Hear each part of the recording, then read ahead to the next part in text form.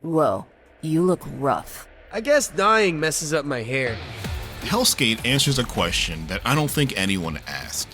What if you could kill demons in between long trick combos in Tony Hawk Pro Skater? The answer, it turns out, is it would be pretty rad. The energetic art and soundtrack call back to those 2000s era skate games triumphantly, and really nails down the simple inputs and focus on big moves versus minute technicalities. That said, things get hellacious and sometimes unwieldy when you attempt to meaningfully combine the combat and the roguelite elements with all the grinds and grabs.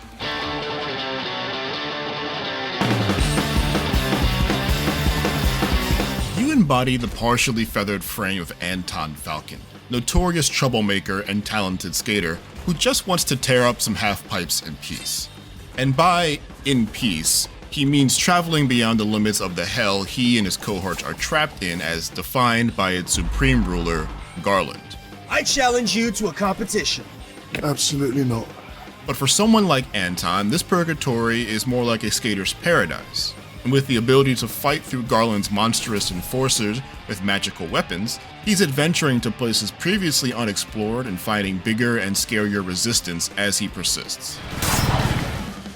Every stage in Helskate resembles the kind of messy urban detritus that doubles as excellent obstacles to trick on. But where the Tony Hawk series levels were more grounded in relative reality, Helskate's looks at what is possible in real life and makes that the floor of potential. Grinding on handrails and short barriers are where the action starts, but you'll frequently be using highway signs dozens of feet high as walls to ride. Tricks are as easy to execute as hitting short directional inputs followed by the right button for grinds, grabs, or flips. And then there are the monsters, which come in all sorts of shapes and sizes. Some are stuck to the walls and harass you with lasers from distances. Others take the fight to you directly and chase you around the stage. Others still may actually double as a rail to grind, becoming another line to ride should you be so inclined. These monster mixes do just enough to keep you on your toes, especially as you get deeper and deeper into the Helskate itself, and you must defeat them before you can progress. But I found the dearth of health pickups throughout the run to be the biggest factor in my demise. Longer runs become wars of attrition, making what little health you have last as long as you can, occasionally boosting it a bit by increasing your max health as part of a reward for clearing the level. Besides killing enemies with unlockable weapons like a katana or ninja stars, each stage has a list of sub-goals that earn you more currencies to unlock and upgrade more stuff. Finding the letters and numbers HELSK8 strategically placed around the map, or performing stage-specific actions like grinding up this crane, is where the game feels most like its most obvious old-school inspiration. Combat, though easy to grasp and ultimately fun, lacks the depth of its most obvious character action inspirations.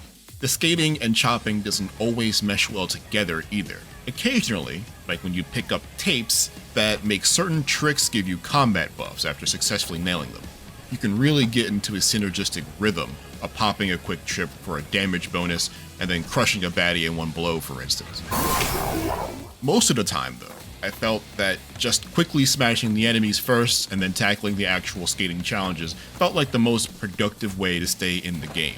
Treating these like almost two halves of the same game was easy to do, since there's no time limits hurrying you along to the next encounter, but it also felt antithetical to the spirit of the thing. To be able to bust crazy maneuvers and kill the bad guys efficiently feels like reaching for a skill ceiling that my 3-ish hours of runtime so far has not put me anywhere near. Helskate's roguelite elements seem sound so far. At the end of every section, you can choose from up to 3 different rewards as goals for the next section, letting you choose the one that's best for your interest at the current moment.